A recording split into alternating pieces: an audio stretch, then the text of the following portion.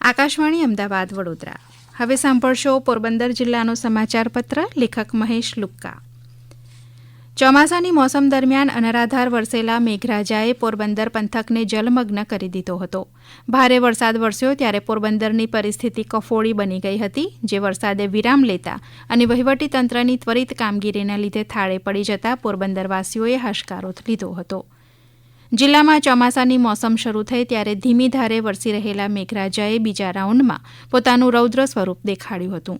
બીજા રાઉન્ડ દરમિયાન પોરબંદરમાં અનરાધાર વરસેલા વરસાદના લીધે શહેરમાં ઠેર ઠેર પાણી ભરાયા હતા, તો જિલ્લાના ઘેડ અને કુતિયાણા પંથક ઉપરાંત બરડા પંથકના અનેક ગામડા પણ પાણીમાં ગરકાવ થયા હતા. અનેક લોકોનું સલામત સ્થળે સ્થળાંતર પણ કરવું પડ્યું હતું. સારો વરસાદ વરસી જતા પોરબંદર પંથકના તમામ ડેમ, નદીનાળા, તળાવ, ચેકડેમ ભરાઈ ગયા છે. ભારે વરસાદના લીધે પોરબંદરમાં આવેલા બરડા ડુંગર વિસ્તારમાં પણ માહોલ થઈ છે. તેમજ 51 યુગલ દ્વારા પૂજન અર્ચન તથા મહાઆરતીનું આયોજન કરાયું હતું. આ દર્શનની નોટ બેસતા વર્ષના દિવસે નિયત કરેલા ચાર્જ સાથે શ્રદ્ધાળુઓને પ્રસાદી રૂપે આપવામાં આવી હતી. વરસાદની મોસમ બાદ આહલાદક વાતાવરણ વચ્ચે પોરબંદરમાં નવરાત્રિના તહેવાર બાદ પ્રકાશનું પર્વ દિવાળી તહેવાર દરમિયાન પોરબંદર જિલ્લો દિવાળીની રોશની, રંગબેરંગી રોશની અને ફટાકડાના ધડાકા ભડાકા વચ્ચે ભારે ઉત્સાહ, ઉમંગ અને ભક્તિભાવપૂર્વક ઉજવવામાં આવ્યું હતું. જિલ્લામાં દિવાળી અને નૂતન વર્ષના તહેવારની ઉજવણીને લઈને ભારે ઉત્સાહ અને ઉમંગ જોવાયો હતો. દિવાળી આવે તે પહેલા પોરબંદરની બજારોમાં સોના ચાંદીથી લઈ કટલરી, કપડાં અને કિચનવેરથી લઈ વાહનોની સારી એવી ખરીદી જોવા મળી હતી. તે ઉપરાંત દિવાળીના તહેવારને કારણે કરાતી ખરીદીમાં રંગોળીના રંગ, અલગ અલગ રંગોળીના સ્ટીકર, તોરણ, દીવડા, વિવિધ સુશોભનની લાઇટ, લેમ્પ સહિત મુખવાસ સહિત અનેક નાની મોટી ચીજવસ્તુઓની ખરીદી જામી હતી. જેમાં ખાસ કરીને દિવાળીના તહેવાર જેના વગર અધૂરા ગણાય તે ફટાકડાની પણ ભારે ખરીદી કરવામાં આવી હતી. દિવાળીના તહેવારો દરમિયાન ધનતેરસના દિવસે પોરબંદરના મહાલક્ષ્મી મંદિરમાં ખાસ દર્શનનું આયોજન કરવામાં આવ્યું હતું. જેમાં પોરબંદરના પૌરાણિક મહાલક્ષ્મીજીના મંદિરે ધનની દેવી ગણાતા શ્રી મહાલક્ષ્મીજીને ચલણી નોટોના શણગારનું આયોજન કરવામાં આવ્યું હતું. માતાજીને 55 લાખની ચલણી નોટોનો શણગાર કરવામાં આવ્યો હતો. કાળી ચૌદશના દિવસે બહેનોએ પોતાના ઘરે વડા અને તલવટનો પ્રસાદ બનાવી ઘરમાંથી કજિયા કંકાસના કકડાટ કાઢવાની વિધિ કરી હતી. વિક્રમ સંવતના નૂતન વર્ષની શુભ સવારે પોરબંદર સ્થિત ગાંધી જન્મ જયંતિ સ્થળ કીર્તિ મંદિર ખાતે એક સ્નેહમિલનનું આયોજન થયું હતું. પોરબંદરમાં યોજાયેલા આ સ્નેહમિલનમાં પોરબંદરના ધારાસભ્ય, નગરપાલિકાના પ્રમુખ સહિતના અગ્રણીઓ અને નગરજનો એકઠા થયા હતા અને સૌએ એકબીજાને શુભેચ્છા પાઠવી હતી. કીર્તિ મંદિરમાં યોજાયેલું આ સ્નેહમિલન પ્રખ્યાત કથાકાર અને સંત રમેશભાઈ ઓઝાની ખાસ ઉપસ્થિતિમાં યોજાયું હતું.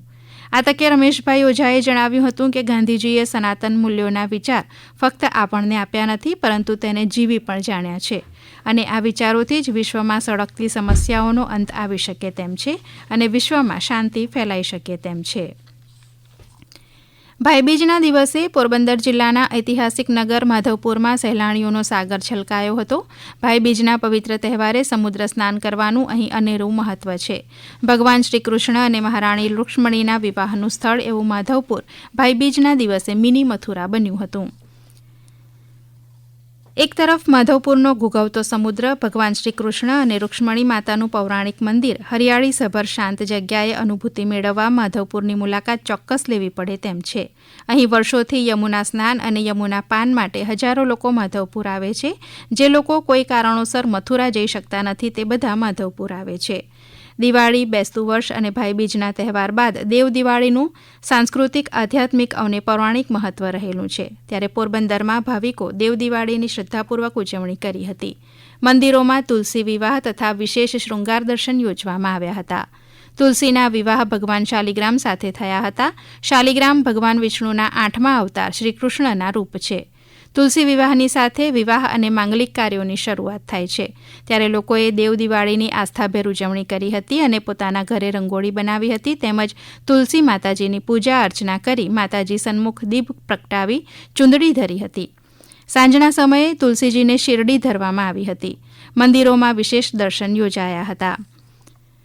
દિવાળી બાદ આવતા દેવ દિવાળીના પર્વ નિમિત્ત પોરબંદરના જડેશ્વર મંદિર ખાતે પૂજારી મનહરભાઈ અને આનંદભાઈ વ્યાસ દ્વારા મહાદેવને વિષ્ણુ ભગવાનના વિશેષ શૃંગાર કરી પુષ્પહારનો શણગાર કરી દર્શન યોજવામાં આવતા બહોળી સંખ્યામાં ભાવિકોએ દર્શનનો લાભ લઈ ધન્યતા અનુભવી હતી. જિલ્લા અને શહેરમાં સ્થિત તમામ મંદિરો અને હવેલીઓમાં દેવ દિવાળીના પર્વની પણ ધામધૂમપૂર્વક અને ભક્તિભાવપૂર્વક રંગેચંગે ઉજવણી કરવામાં આવી હતી.